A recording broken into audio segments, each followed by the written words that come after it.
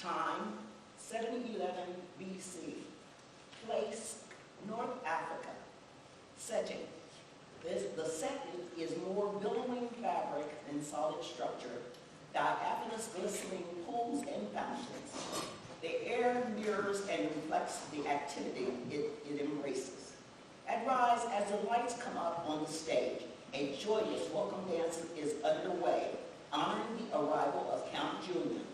It is quick, acrobatic, spectacular, designed to draw applause. Following the dance, Gloria and Yolanda are visibly excited by the arrival of this unusual visitor. War! But against whom? 3 times again last night she cried out these words in her sleep. Lances, sabers, piercing arrows, young mares, and fearless stallions. Then she groaned and said, "No more!" Last month it was the same, and the month before. That I do understand.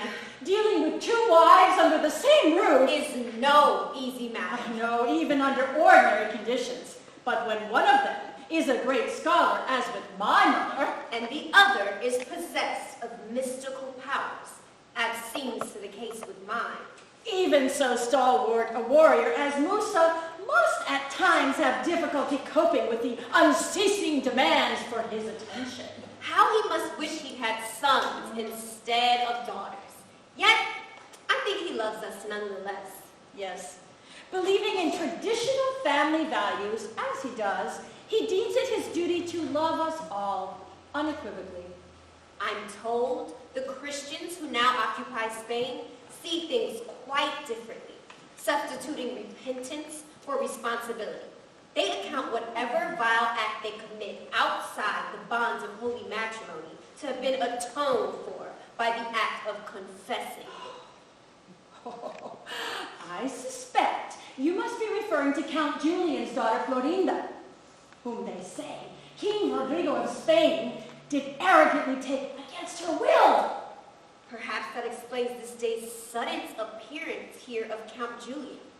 It is rumored Count Julian invites our father to bring an African army to Toledo, where King Rodrigo busies himself with the persecution of the Jews. Such actions would speak of a man whose pride has been deeply hurt. Pride, honor. The world of man revolves around such notions, causing them to behave in often inexplicable and vengeful ways.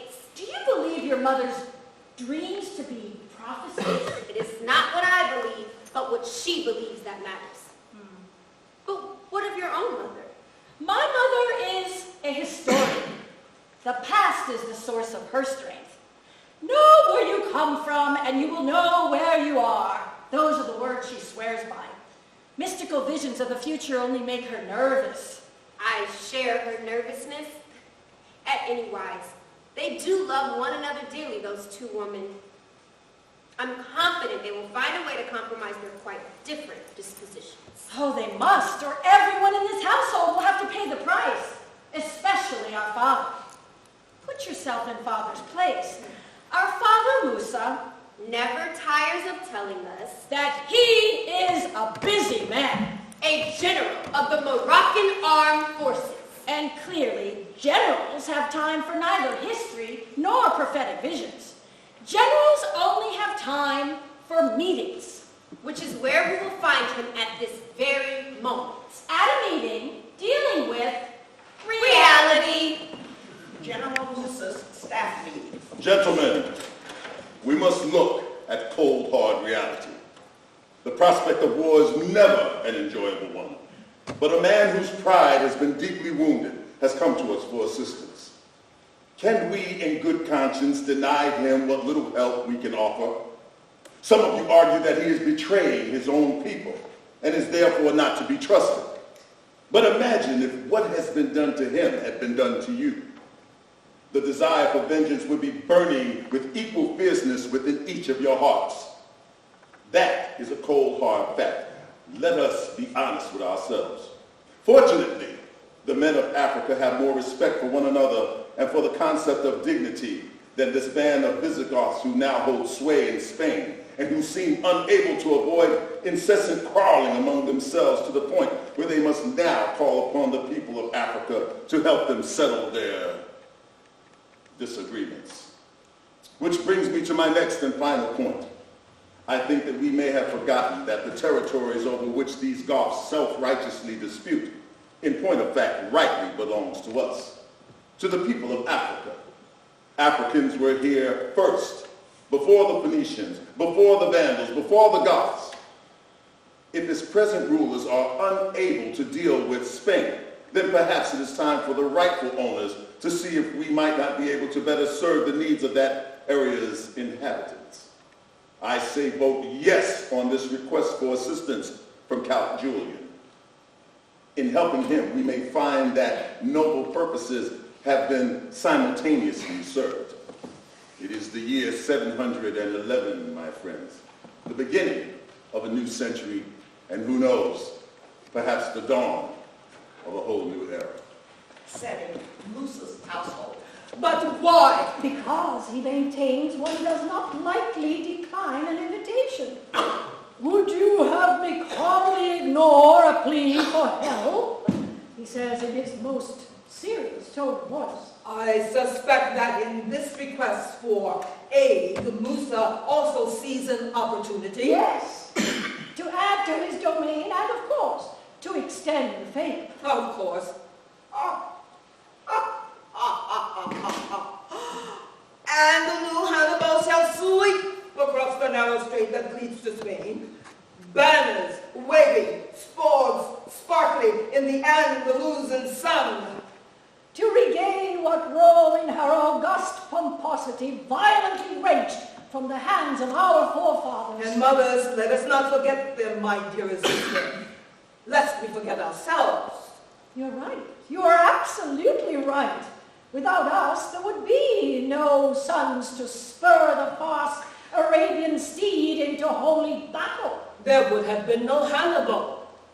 We have been so often forgotten in history. Why, I wonder? But you have just this moment explained it. Have I? It is his story that has been recorded, set down in minute detail to be told and retold again and again. His story, history. Well then, it seems to me that we must tell our own story. And so we shall, my sister, and so we shall. In his story, we are merely symbols of prosperity. Property, having no will of its own. Our use or misuse significant only insofar as it may reflect upon he who chooses to display us as valued possessions. The wealthy man is one who has a fine young horse. A castle with rooms where guests may be housed, a few dogs, fierce to the stranger but loyal to the master. A private beach. Servants, Attractive wives and daughters to display the jewels he may bestow upon their uncalloused hands and merely throats. really things to be coveted and admired by his friends. And his enemies. But women do have wills. And though they be stabled like prize ponies or locked away in velvet-lined jewel boxes, they will assert themselves at the most inconvenient times. Florinda, for example. Clearly she knew her father's vengeful disposition when she determined to bathe naked up the river Tahoe. Might she have also known that King Rodrigo's castle window directly overlooked the spot where she had chosen to display her youthful charms? I think I follow you, my husband's wife. Please continue. Now, do keep in mind that the fair Florinda is descended from the line of kings and queens whom Rodrigo had murderously dethroned. By inviting Rodrigo's attention, Florinda hoped to rouse her father Julian's wrath and thereby bring an end to Rodrigo's murderous reign. I am only suggesting a possible interpretation which historians, being mostly men, may prefer to overlook. Such an interpretation would suggest that we, even bound and shackled, may sometimes have found a way to influence the course of human events. Then Rodrigo, Count Julian, and now Musa may be simple pawns in a game whose rules have been laid down by an innocent girl. Women who plan the rise and fall of empires are called cunning and deceitful, unnatural monsters. Their male counterparts, artful strategists, to be imitated and admired. We must attend more to our daughters' education, my sister, that they may learn more about the ways in which power is won and lost in a world in which women are expected to vote only by proxy. You are right. For every story our daughters are told that would lead them to believe only he has the power to alter history's course, We must find one that shows that she, too, has often had an important role to play. this King Rodrigo must indeed be a fool. Does he suspect any of this? Oh, I think not. Of late, he has been too far busy with the persecution of Spanish Jews. No. It is the Jews, Count Julian. They continue to be stubborn. The church council has decreed them enemies of the church. Is that not so? And am I, as king, not sworn to uphold the church and its laws? There are times when Rodrigo longs to be relieved of kingly duties, to become Rodrigo the man, one who sleeps, eats, and burns with fleshly desire, even as the lowliest slave in this glorious kingdom. By the way, Julian, what of Florinda, your truly beautiful daughter, one of the rarest roses in this Spanish garden? She goes with you to Morocco, I understand. Has she grown tired of Toledo? I hope she will not be overly seduced by the Mediterranean climate. Remind her that there are sweets here as well. And, Julian, when next you return, do you think you could bring me some birds from Africa? Hawks, I said. And do you know what he replied? Sire, I will bring you such hawks as were never seen in Spain before. Somehow, I found his intensity disturbing. What do you think he could have meant? Put aside, something must be done about the stubbornness of the Jews. Setting the garden outside of Musa's palace. Nonsense. Complete and utter nonsense. But she knows things. I don't know how she knows, but well, perhaps her knowledge could be useful. These are not household matters we are discussing. Lives are at stake. We are involved in a war. Do you understand? A war. But she has insights, which sometimes surpass all explanation. The least you could do is listen to what my mother has to say. I have listened enough. There are times when I think both of your mothers are becoming quite unhinged. You may be overlooking a valuable resource. These are not ordinary women you chose to wed. They may have more to contribute than you can even imagine. Listen to them. No, I intend for the two of you to listen to me.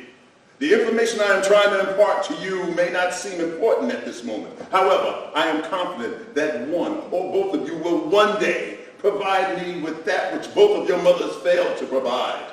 Male heirs to carry on our family name. When that time comes, it will be your solemn responsibility to teach them something of the wondrous achievements of their African forefathers. And mothers. What? And brothers, my father. My father has brothers. Yes, two, and neither worth a twig. I am not speaking of my own immediate relatives, but of our family in a broader sense, of the legacy left us by our people's heroes, brave men like Hannibal. Exactly. 200 years before the coming of Christianity. Black Hannibal, son of Hamilcar Barca. Barca, whose name is still worn by the ancient city of Barcelona. He set out with 80,000 infantrymen, 12,000 elephants! cavalry, How many elephants? 40 elephants. He set out with 40 elephants to cross the Alps and prove to Rome that a Carthaginian warrior was not to be taken lightly. Ha! Romans, the tribes of savages. White savages. Yes, white savages. The tribes of white savages who dwelt in the frozen fortress of the Alps and fled in terror at the sight of Hannibal's dusky legions. This African army did the impossible. They crossed the Alps and defeated Roman generals one upon another until Hannibal, proud black Hannibal, was master of all Italy. Except the capital. Damn the capital! VP accomplished in only 2 years. Hannibal of Carthage. Black Hannibal. The greatest military genius of all time. More war stories, Musa. They have learned their lessons well enough. If only they could have been sons. Hannibal was a son of Africa, and a son of Africa destroyed his. Have you forgotten that, Musa? I think he prefers to ignore it. Mother, my father says it was Scipio the Roman who defeated Hannibal. Yes, with superior force. No, the truth is that Hannibal's force was the superior in number. Those who glorify in war are apt to admit or alter essential details. Was that barb directed at me, wife? It was directed at ears that would hear the truth. Well, if not Scipio, then who defeated our noblest general? Sophonisba. The daughter of Hasdrubal, Hannibal's niece. What nonsense is this? Sophonisba was a woman. Sophonisba was a woman. And Sophonisba's story is the story of a woman who was badly treated. Such mistreatment may have calamitous effects upon entire nations and populations, causing even the noblest of heroes to fall as a consequence. Are you suggesting that the female members of Musa's household are not treated well, woman? It is of Sophonisba and of women in general I speak, my husband. When I am ready to voice my complaints as to my own treatment and that of our daughters in particular, I will be considerably more direct, I assure you. I would prefer that, wife. And you shall have it, husband. The story. We must all hear the story. And you shall, my husband's daughters. Musa, you would do well to listen to... Ah! I have serious work to do. I have no time for stories.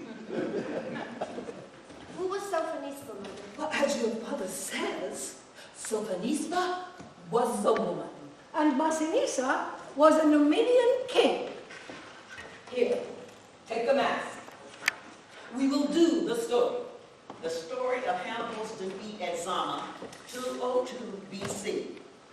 As a lad, Massinissa had been sent to Carthage to study the tactical arts of war. And while there, he met Sophonisba, the most beautiful woman of her time. And he fell immediately and desperately in love with her. And she with him. Yolanda and Gloria enter. Yolanda assumes the role of Sophonisba. Gloria becomes her girlfriend. Is it true what they say, that no one can equal him on horseback or with a sword? I myself have seen him ride. He's the very wind itself, Sophonisba. I'm told he's a master of languages, Latin, Greek, as well as the many tongues of the Numidian tribespeople. All true. He must be extraordinary. Why, even my father, who praises no one, admits that at the Lyceum there are few who have a more perfect grasp of military strategy and tactics. Your father said that? Oh yes, this very morning at breakfast. Hasdrubal and Massinissa enter. Rodrigo becomes Massinissa. Musa becomes Hasdrubal. They are involved in some sword play as they speak. And what if they attack using the lance? I would respond with arrows. For though the handle of the lance is long, the arrow strikes from still a greater distance. They exchange a series of maneuvers. Hasdrubal, finding an advantage, takes Massinissa off guard for a moment. And if they assail your right flank? I would strengthen the center. He breaks away. And if they attack on the left? Hasdrubal regains the advantage. I would bring up the rear. Massinissa manages an unorthodox maneuver with his back to Hasdrubal. Hasdrubal and Massinissa bow to each other. He was but 17 at the time he joined Sofonisba's father, Hasdrubal, in Spain, There to do battle with Scipio Africanus. Rome's foremost general. But even as Massinissa bravely fought, a terrible problem arose. The hand of his beloved Sophonisba was being given in marriage to Syphax, an aging general who had long admired the young girl's beauty. Full victory is almost within our grasp. So Phoenicia tells me she is to be given in marriage to General Syphax. Ah, yes, Massinissa, it is true. I intended to deliver the news to you personally, but... But she loves me, Hasdrubal, and I love her. Syphax is an important ally, Massinissa. I had no choice in the matter. Besides, there are many beautiful women in Carthage. When this war is finished, you'll have your pick. No! The decision has already been made, Massinissa. I cannot go back on my word. Sophonisba will marry Syphax. Now, to the reason I sent for you. The Romans will be expecting us to launch an attack at daybreak. I have a surprise for them. We attack tonight. Attack when you will, Hasdrubal, but without me. If Syphax is your ally, then consider me your enemy. Treason! And I will fight on the side of the Romans. Treason! Halt! Guards! Stop him! Stop, traitor! Massinissa slipped into the darkness and made his way to the Roman encampment, where he renounced his allegiance to Hasdrubal and allied himself with Scipio's army. With the young Massinissa and Scipio, a seasoned general, allied against them, the Carthaginians had little chance of winning a victory. Hasdrubal and Syphax were killed in the ensuing battle. On hearing of Hasdrubal's defeat, General Hannibal sent a message to Massinissa saying, You are African, Massinissa. Why do you fight on the side of the Romans when you should be fighting at my side? We are brothers. and Massinissa answered, In my land, we are taught that men and women are equally deserving of respect. Any of us who has the skill may rise to the position of leadership. I thought the same rules applied throughout all of Africa, but I was wrong. Carthaginians, it would seem, have adopted the view that women are mere adornments to be auctioned to the highest bidder. I see no reason to prefer that nation which took from me what I most desired over Rome. Now, we may be brothers, but can hardly be said to share the same views. and Hannibal wrote again to him, saying, You are young and arrogant, Massinissa. Remember that the armies of Hannibal have rarely been defeated. I pray this admirable affection you feel for the woman of Africa does not prove to be a costly indulgence. Costly to whom, my general? Costly to whom? And when Hannibal met Scipio Africanus at Zama, Massinissa fought at Scipio's side. War drums. Hannibal had the superior force, but Massinissa had learned his early military lessons at the Carthaginians' Lyceum extremely well. In the forefront of Hannibal's forces were 80 armored elephants. freshly trained, but yet unseasoned. Sounds of battle, war drums, trumpet blasts. Seeing this, Massinissa assembled a mighty orchestra consisting of 700 trumpets and 1,000 drums, and they raised such a din. The blowing of the trumpets and the beating of the drums made a noise that was so overwhelming that the elephants, new in battle, turned and ran amok among Hannibal's own troops. And Massinissa let loose the cavalry on Hannibal's left wing and quickly cut it to pieces. And Scipio attacked on Hannibal's right. Thus ended almost the Punic Wars that had raged so long between Rome and Carthage for mastery of the world. And the Romans ruled in Spain for 600 years before the German hordes, the Vandals, and then the Visigoths poured across the Pyrenees to establish the reign of the Teutons. Which now Musa hopes to bring to an end. And with a king such as Rodrigo, he may very well succeed. Sister, I am constantly astounded that you know so much of history. Yes.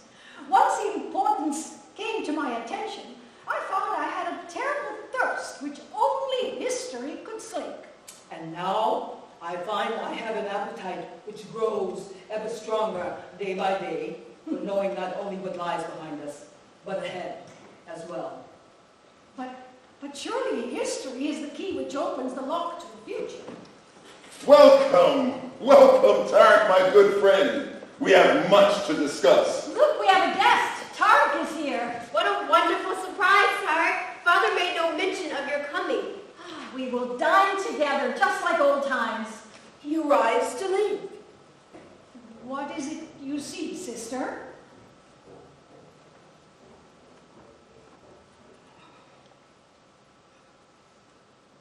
Musa has chosen Tarek to accompany Count Julian in Spain. How does she know this? How do you know this? And Tarek had already assembled a force of 7,000 men, which he will lead into battle against King Rodrigo. What is this?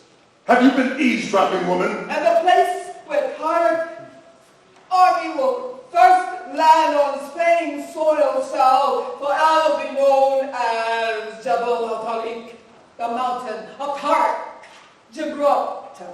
Enough! Enough! I forbid you to continue! She is prophesying, Musa. Your wife has the gift of prophecy. Ah! Lights fade to black. And audacious Tarek, on landing in Spain, all of the ships that brought them there burned. And in his army he said, "We shall taste the fruits of victory, or enter paradise from these sun-drenched shores." And at a place near the city of Cadiz, which 1,000 years earlier had been the last city surrendered by Carthage to Rome, this new African army met the Goths. King Rodrigo went into battle wearing a robe of white silk embroidered in gold. Sitting on a car room of ivory drawn by white mules. And he drowned in the Guadalquivir. Yes, and none could save him. This capacity you have for prophecy has Musa much disturbed, my sister. Daily, it grows stronger. May I ask, how long will this war last? In only 2 years, Africa will be reunited with Spain. He will then be aided in this reconquest of the Jews who King Rodrigo and his countrymen had suppressed. Ah! And this makes me truly glad. In modern Spain, there shall exist religious freedom such as seldom seen before on this earth, and which will not be seen ever after. Muslims, Jews, Christians, Coptics, atheists, and pagans, all will meet in Spain, and there feed one another with the bread of fresh thoughts. And the various races will intermingle, and it will be good, an excellent place to live for time. I want no more prophecy in this household. But Musa, that is not a thing which can be easily controlled. What she sees, and clearly at that. Each prediction she makes seems to lead to the event's occurrence with an arrow's unerring accuracy. Accuracy or no, I will have no more of it. This house is in chaos. I am rapidly becoming the laughingstock of the city. Every hour, another citizen arrives at the gate, seeking audience. Oh, great Musa, it has been told us that your household contains one in whom is embedded the future's happy secrets. I am sick to death of their greedy, sniveling requests. And to make matters 10 times worse, she refuses to answer any questions that I may ask of her. She only sees what matters to her. I've had enough of questions and answers. It is a wonderful gift, Musa. Why not benefit from it? Benefit? Benefit? How might I accomplish that, I ask you?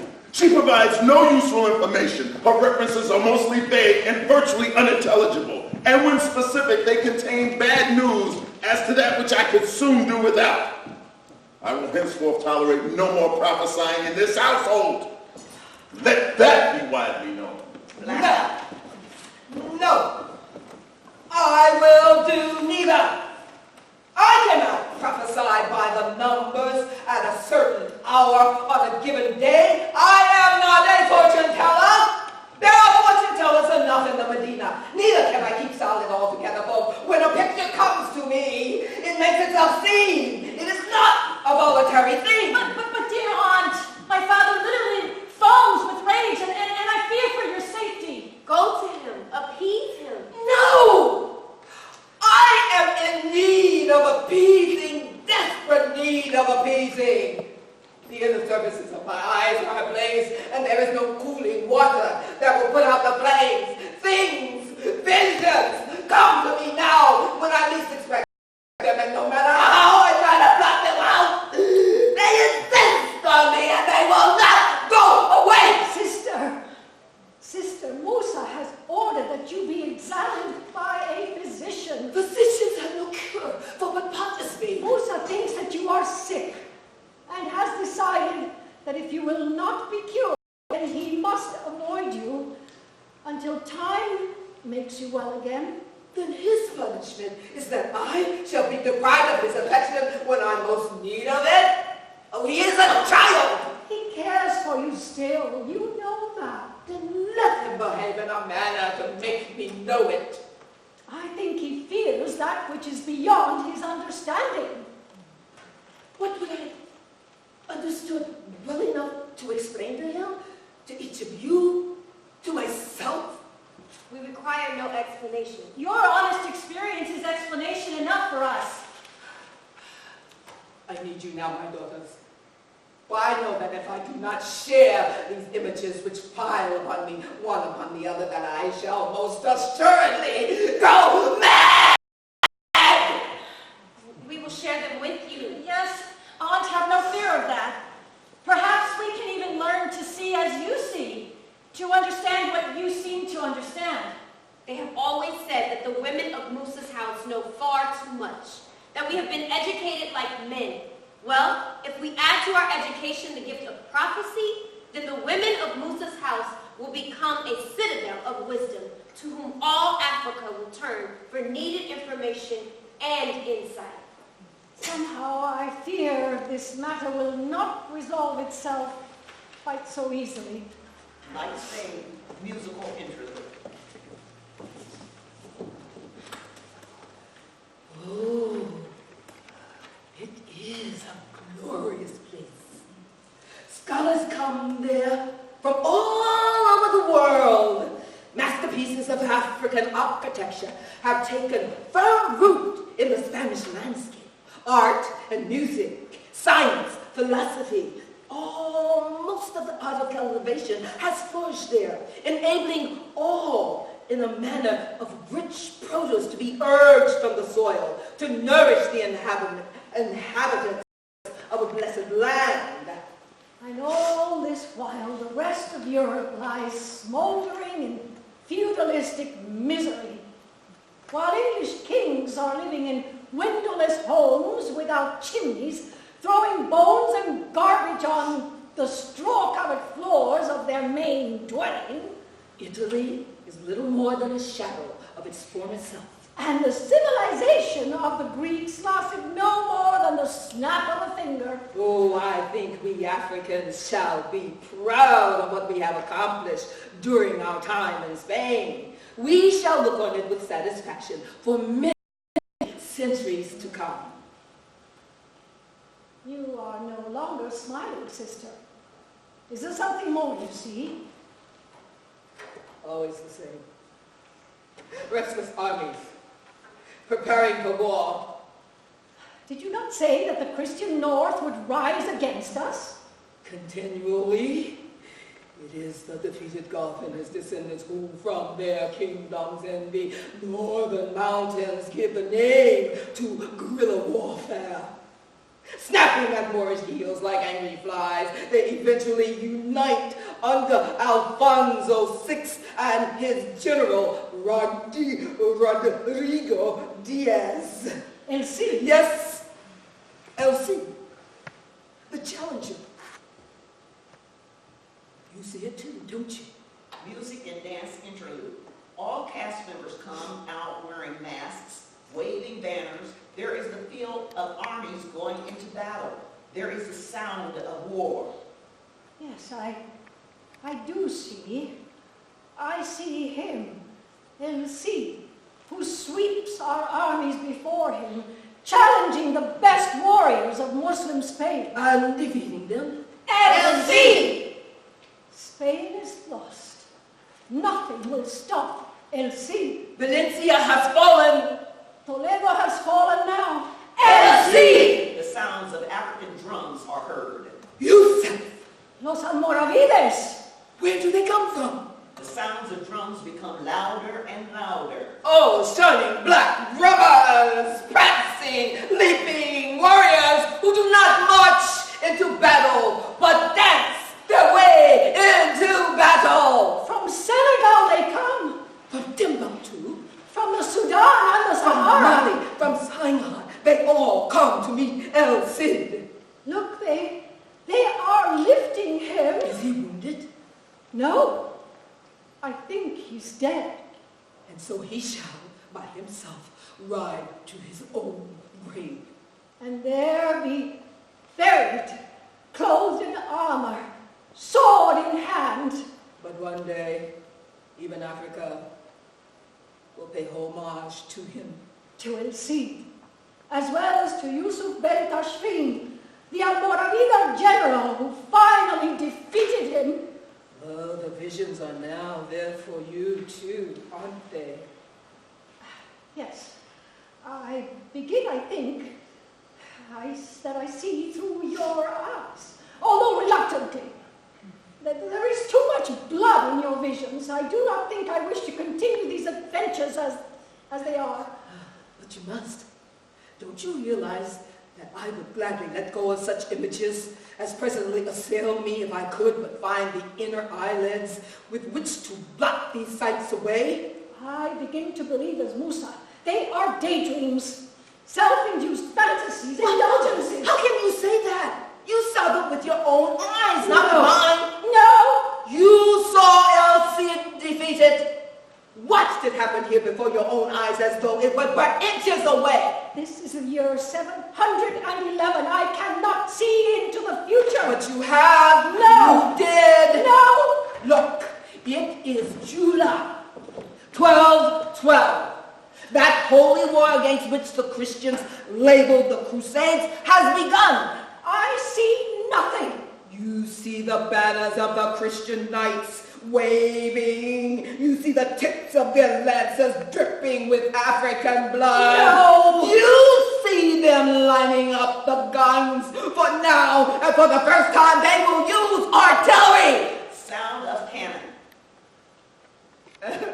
Now, oh, and now all of Spain is truly lost. The civilization which we brought to Iberia will now pass into Christians' hands. All except Granada. Granada will stand for nearly 3 centuries more. Yes, yes, then you see it. No, What do you know of Granada? We're not talking about the past, sister. It is of the future that you just saw this moment spoke. I denied it. Why does it frighten you? It is unnatural. And yet it is so. How can it be? I do not understand it. Not yet retired. That surprises me. Your wife has had trouble sleeping of late. And yet she refuses to see a physician. Physicians have no cure for what bothers me. Tell this lady that when I wish to be addressed, I will direct my remarks toward her. Tell him that my remarks are directed to no one in particular. I was merely making an observation of the state of the art of medicine in this kingdom. Tell her that the best physicians in all of Africa abide here, and African physicians are the best in the entire world. Oh, they are quite excellent when it comes to rheumatism. Rheumatism? Rheumatism. Rheumatism? Rheumatism. But rheumatism is not what afflicts this household, although it will undoubtedly someday, at which time I will happily seek one of your physicians. I think it would do me no harm to see a doctor. Of late, I have been suffering from a certain tension in the neck, caused by too many arguments between members of what was until recently a relatively quiet household. It is Spain, Musa. Since you have decided to undertake its conquest, our lives seem suddenly out of joint. Perhaps that narrow 8-mile strait which separates Africa from Europe was put there for a reason. I have never felt so uneasy before. The chief physician has an uncanny way to deal with nervous tempers. He has potions and exercises which, in combination, are guaranteed to bring relaxation, even to those hard-pressed by troublesome problems.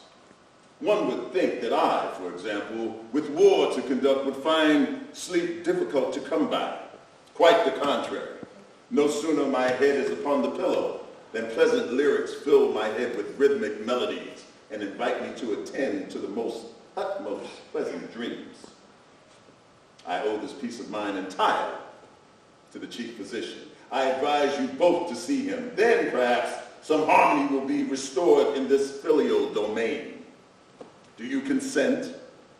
It can do me no harm. I will gladly see him in the morning. And you? If it will enable you to address me directly, yes, I will see this minister of medicine, this healer, this potion dispenser, this physician educationalist, but only to please you, Musa. I know my own pain well enough, and no doctor is capable of discovering or curing it. Physician's Army Office. Ladies, my dear ladies. To begin with, we must begin with a careful examination of your symptoms, and then we shall see what means to use to discover their cause. Only then can we discuss the steps to take to make these symptoms remove themselves. It must be remembered that a symptom is merely an external expression of a problem that is attempting to conceal itself. Do you understand? No, but if you must begin, let us begin. I have an ingrown toenail. Now, what is that a symptom of? Oh, quite simple. That is closely related to tension in the neck. The toenail, by growing inward, is placing pressure on the skeleton, pushing the entire body upwards, so to speak, naturally causing the spine to press against the skull. Amazing! Bathe the offending toe in warm olive oil.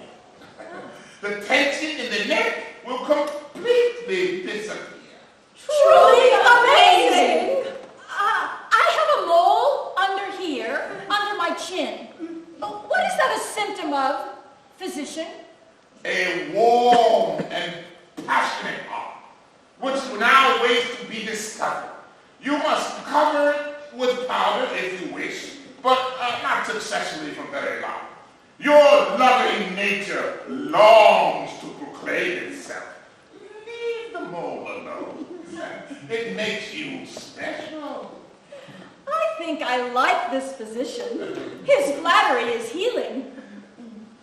My father teaches me to use the sword, physician, but the wrist of my right hand is in need of strengthening. How might I accomplish that? by improving your penmanship. My penmanship? Yes! Write daily. There is no better exercise for the wrist and the forearm, and who knows? If more potential warriors use the method of training, we might ultimately replace the sword with the pen.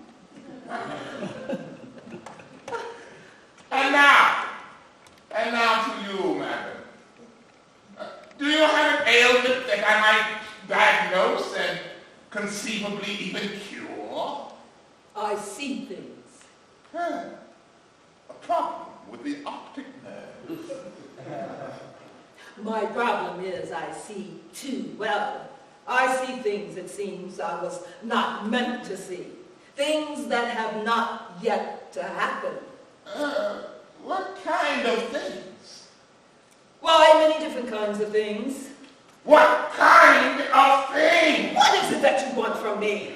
Why do you question me this way? We are here to inquire But what is it you wish to know?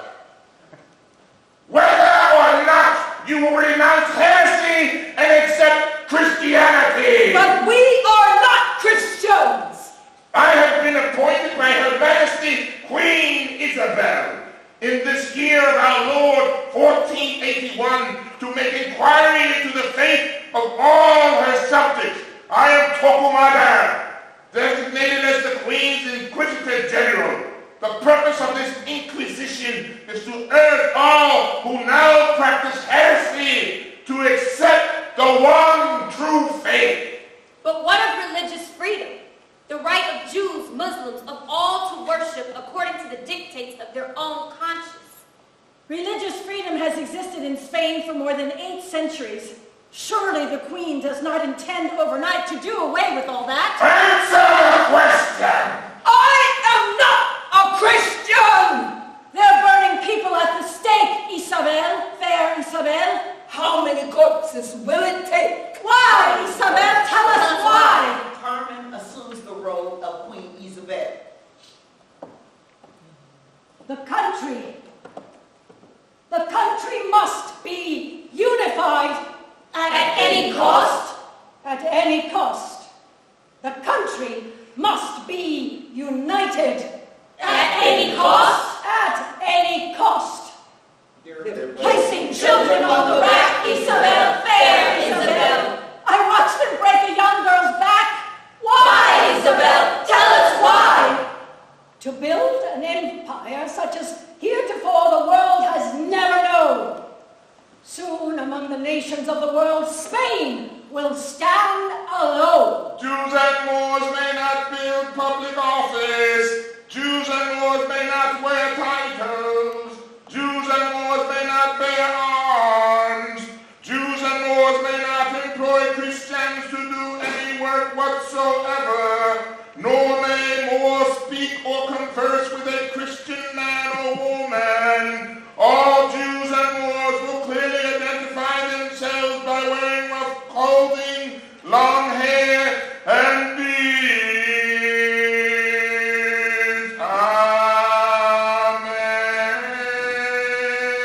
Amen. They say that your husband had some Jewish blood. Is it true, Isabel? Is it true? He denies it. And one of the Jews who fought on the side of the Christians in the Great Crusades. The kingdom must be united. Jews and Moors must be expelled. Why not leave the Moors in peace? Why not leave the Jews alone? They're burning people at the stake, Isabel, fair Isabel. How many corpses will it take? Why, Isabel? Tell us why. To pursue the destiny of Spain, we must have a united land. One people believing in one God. Spain is destined to rule the world. But first, we must take Granada, the final stronghold of the Moors. And now what, Isabel? Granada has been taken. Jews and Moors have been expelled. What do you plan to do now? What do you plan to do now?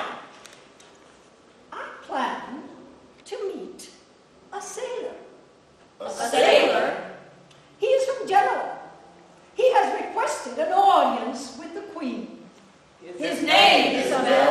Does he have a name? Let me see. Yes, Christopher. Christopher Columbus. He comes at noon. I am very interested in what he has to say. Lights fade to black. The end.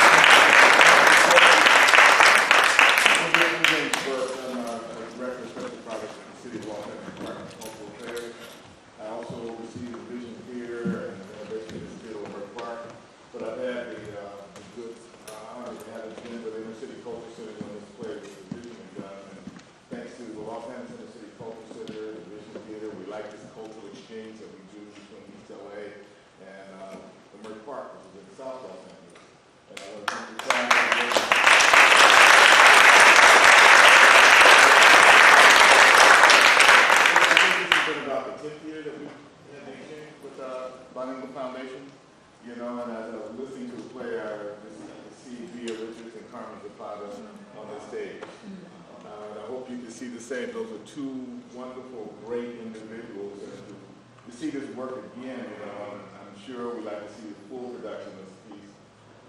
It's just magnificent. I want to thank the director and I love J.D. Hall, who's the director of the play.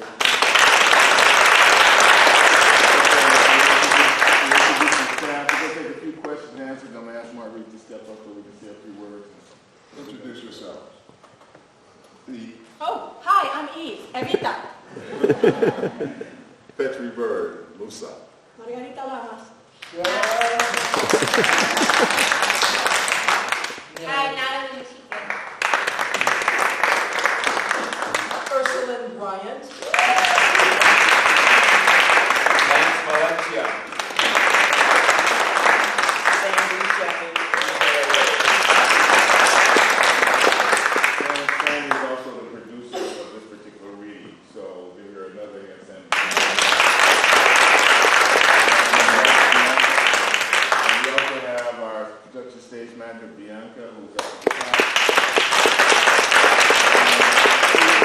And our technician,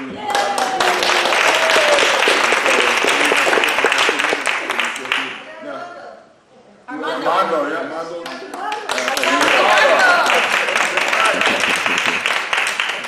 So, if you have a few questions, we'll take a few questions, really questions from the audience to the cast.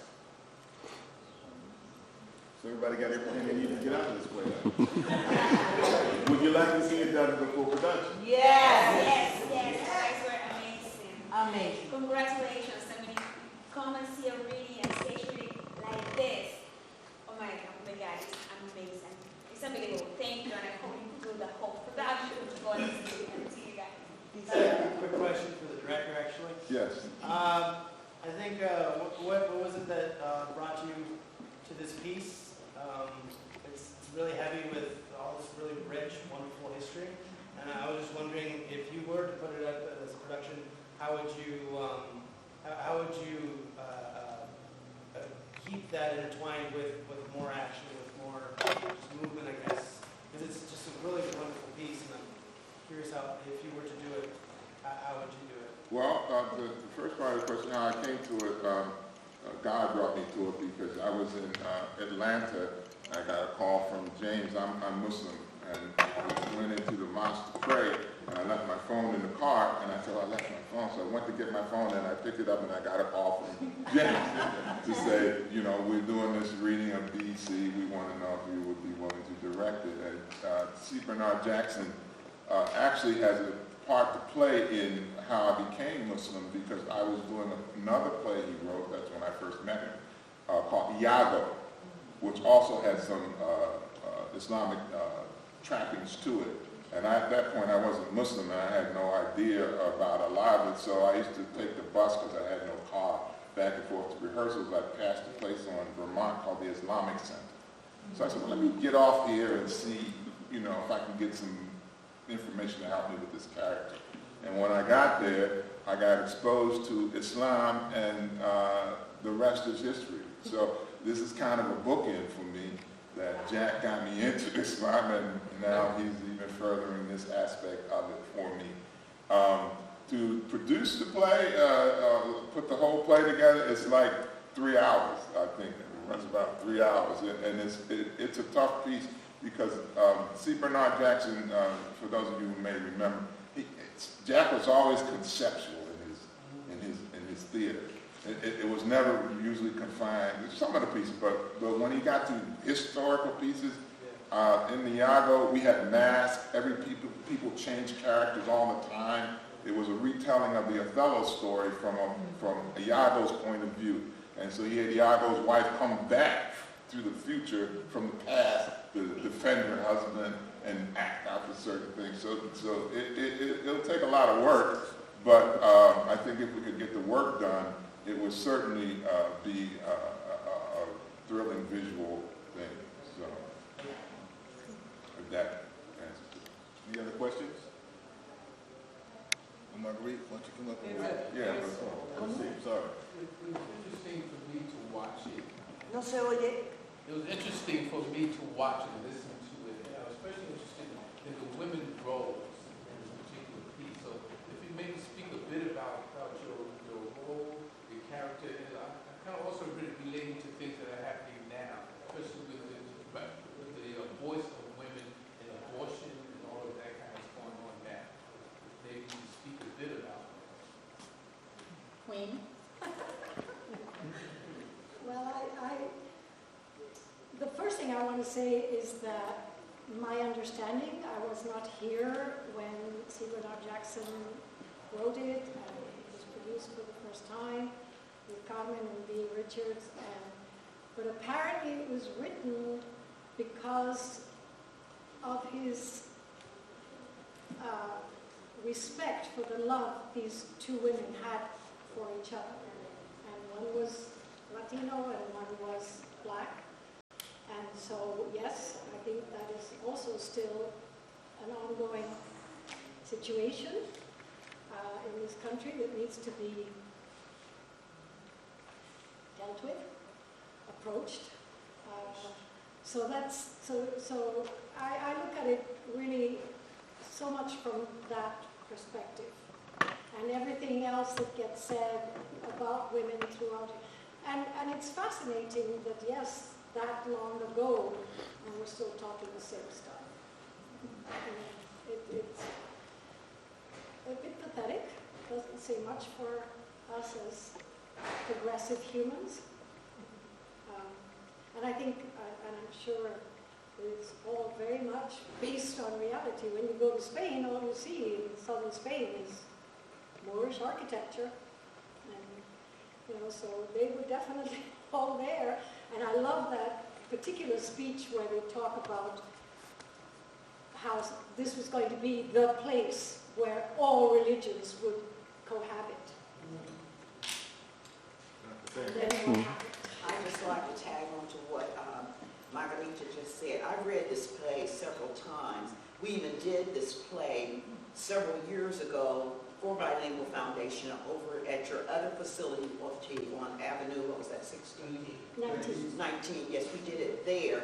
And in reading it again, as we were preparing to do this time, all the images of the women and what was going on with the women in this play and what is going on as far as the women today and all the issues that we have as women was so pronounced in this play. So that came up to me and I thought it was just fantastic. Jack was, he could see things and like Bea could see things.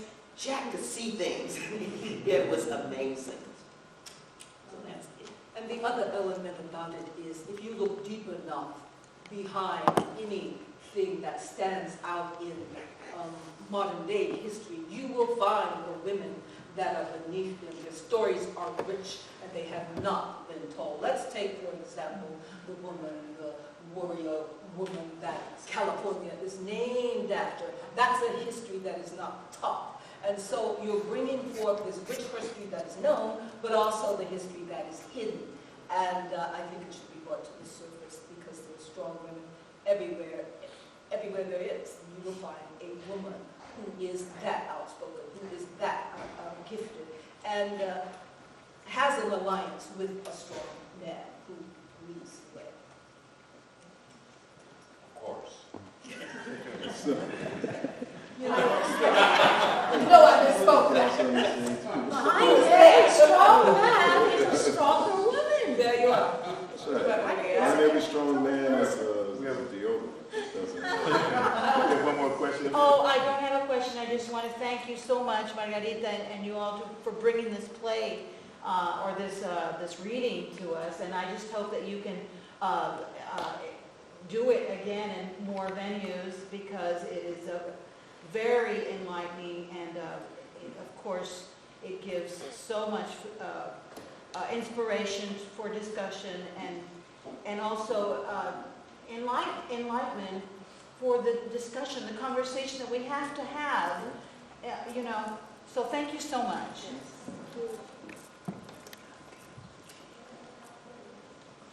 Okay, one statement I want to make. I used to do a project in Los Angeles called the African Marketplace, but it was more about the relationship between Africa and the rest of the world.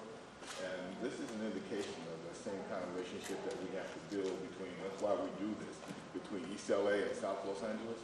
But you have all of these different cultures from South America, from Central America, from the Caribbean, from Africa, from Spain that's here. And the only way we're going to tell our story is to do this type of work so that we can show. So I really thank you guys for coming, and Marguerite. She just left. So I really want to thank you guys for coming in. Hopefully we'll be able to do this. We also have a theater festival, which will be our 6th annual theater festival in Leimert Park, Los Angeles, August the 22nd through September the 1st.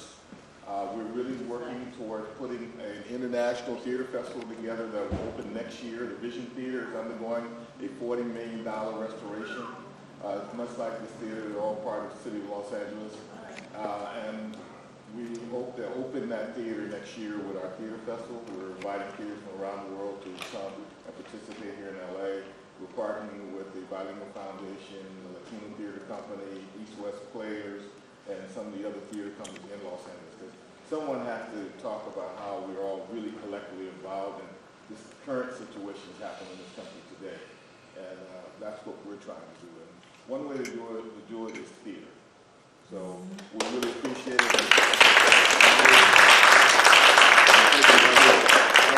For inviting us always to be a part of this. We enjoy it. So. Ya for a long time, hace muchos años, yo le agradezco muchísimo. La primera persona que ayudó a la Fundación Bilingüe de las Artes cuando empezamos fue Jack, que nos brindó su teatro, nos brindó su apoyo, y a Carmen, a mí, a la Fundación. Y toda la vida le estaré agradecida, y todo lo que pueda hacer en memoria de Jack, pues pueden contar conmigo. We still remember it. It's been gone that long for us, and neither Bea or Carmen. So this has been really great for us. I'd like to say one final thing. Margarita is working on translating this play, BC, into Spanish. So we'll have it.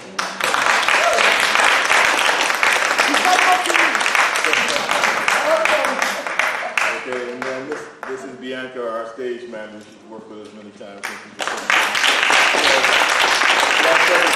Thank you again, and still around. There's still more to come today. There's another play that's coming after the cast. Yeah, 4 o'clock.